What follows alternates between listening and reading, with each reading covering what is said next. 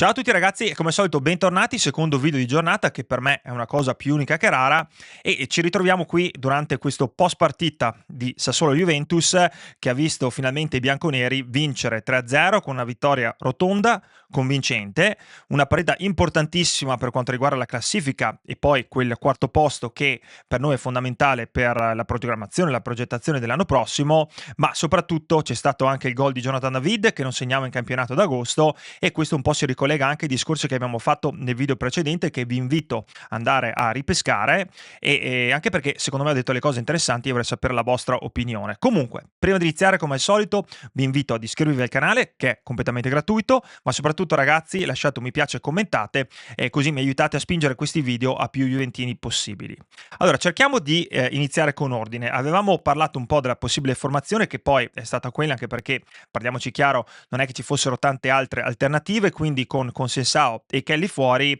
la formazione è stata di Gregorio,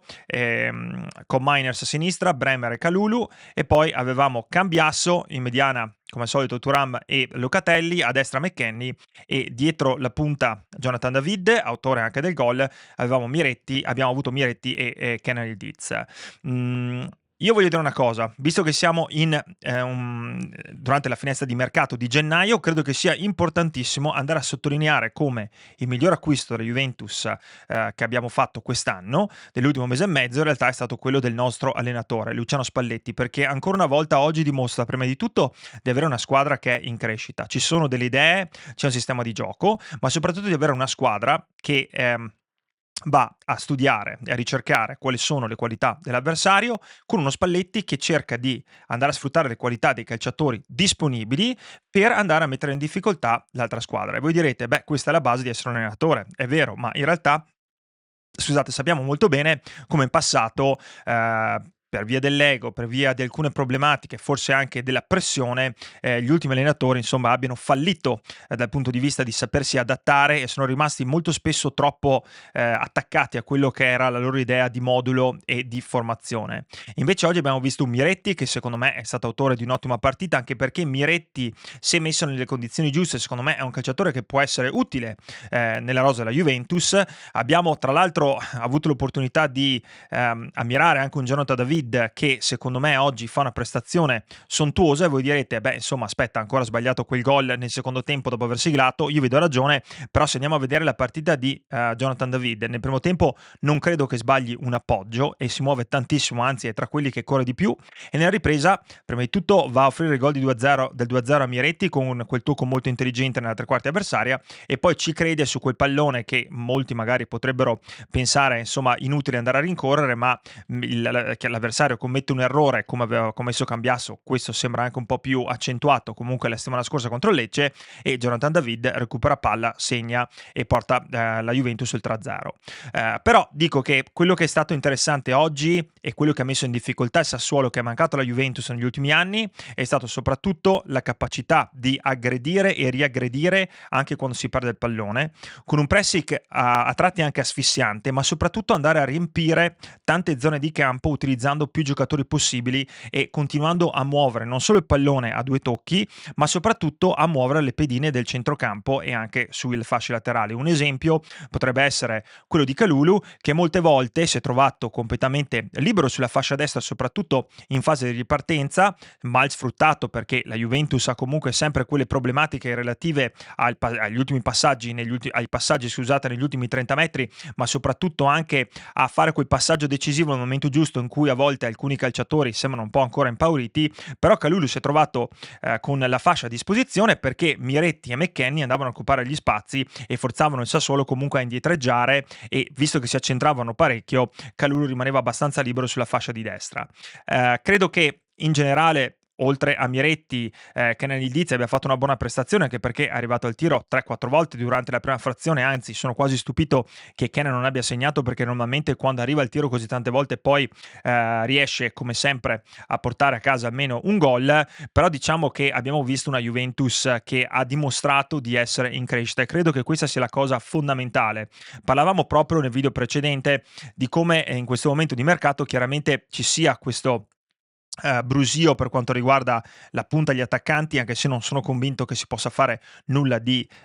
incredibile in attacco. Però ripeto, pensate che la Juventus anche prima di questa partita, prima della giornata odierna, era comunque al quarto posto grazie allo scontro diretto vinto contro la Roma e con 2 punte, open da, visto che Vlahovic è infortunato ormai da un mese e secondo me ce ne vorranno ancora un paio prima di rivederlo, con un open da e un Jonathan David che fino a questo momento avevano deluso dal punto di vista della realizzazione. Però ragazzi, credo che Spalletti, dall'altro della sua esperienza, dall'altro della sua capacità anche di capire il gioco del calcio, ma soprattutto di capire la tipologia di giocatori che ha a disposizione, ci ha dimostrato ancora una volta come lavorare bene l'allenamento, avere delle idee chiare, tornando anche un po' alle basi di quello che è questo sport, perché ripeto, la Juventus gioca tanto a 2 tocchi e cosa ti fa fare? Cosa ti dà il giocare a 2 tocchi? Sì, forse da un lato perdi un po' quella capacità di essere un po' imprevedibile, però ha diminuito di tanto quelli che erano gli errori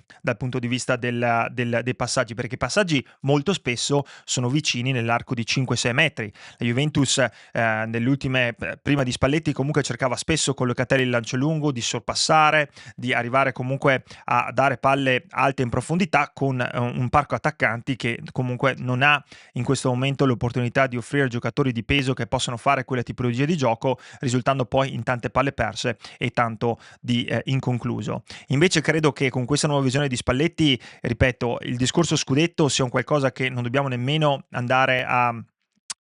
diciamo valutare in questo momento, perché ripeto, le squadre davanti hanno non solo un vantaggio dal punto di vista dei punti e partite meno, ma credo, e mi sembra abbastanza palese, che abbiano una marcia in più e che abbiano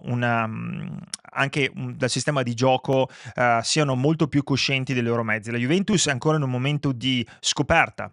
di se stessa, però la partita di oggi, come vi ripeto, ci dà la sensazione di un passo in avanti. Dobbiamo anche essere onesti, la Juventus contro il Lecce, se avesse vinto 3-0, insomma non ci sarebbe stato nulla da ridire, anzi se andiamo magari a fare un confronto delle occasioni da gol avute contro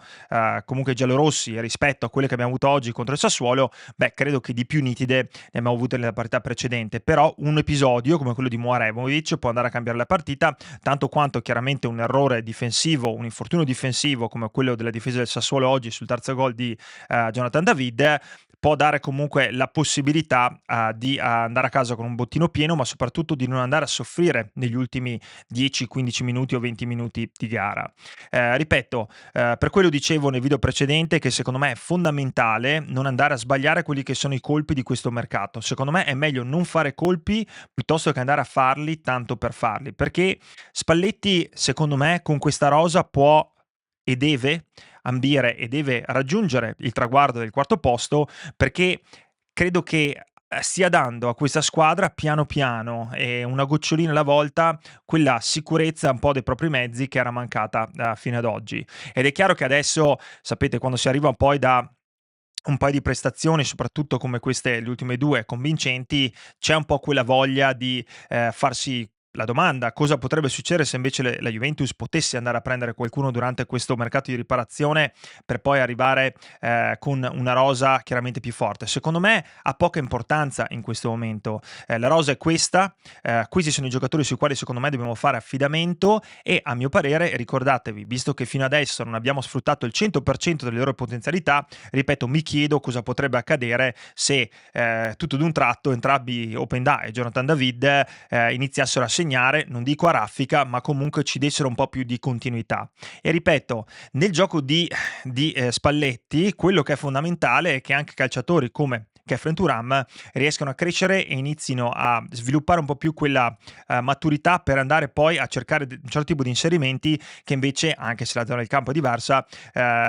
vengono più naturali a un calciatore come Miretti. Miretti secondo me è quel tipo di giocatore che potrebbe essere utilissimo se comunque in forma, adesso ritorno da un infortunio, nell'arsenale di Spalletti, perché riempie bene gli spazi, è un giocatore che ha personalità, è un giocatore che ha velocità, fa girare la palla velocemente, è chiaro che a volte è un po' incostante, però secondo me in questo momento, ripeto, piuttosto che andare a fare acquisti sconsiderati, cercherei un po' più di focalizzarmi su quello che c'è in casa, perché del valore c'è e a mio parere la Juventus potrebbe veramente togliersi delle soddisfazioni, quantomeno andare al turno successivo di Champions League e andare poi a ritrovarsi qualificata qualificata proprio per questa coppa anche alla fine di questa stagione. Datemi la vostra opinione soprattutto per quanto riguarda la prestazione di oggi, se comunque siete d'accordo che nonostante sì, non c'è stato calcio champagne, beh,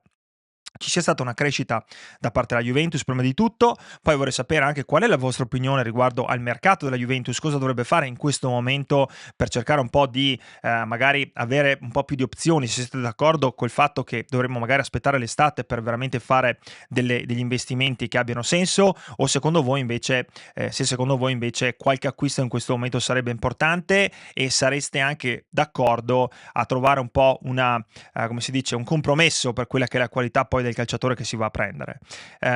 Io vi dico, sono molto rigenerato da questa Juventus, mi fa piacere comunque che la partita di oggi ci abbia dimostrato ancora una volta che siamo in crescita, contentissimo per il gol di Jonathan David che ripeto secondo me ha giocato anche una prestazione di livello e un po' anche per tutta la squadra perché era importante dare continuità dopo quel passo falso di Lecce e a questo punto secondo me sarà anche interessante vedere cosa succederà nelle prossime settimane per vedere se veramente questa sarà un mercato dove la Juventus diventerà attiva o se magari dopo le ultime prestazioni magari Spalletti darà delle indicazioni diverse alla società. Datemi la vostra opinione qua sotto nei commenti, sono curioso di confrontarmi e mi raccomando come sempre forza Juve, ci sentiamo nei prossimi giorni. Ciao!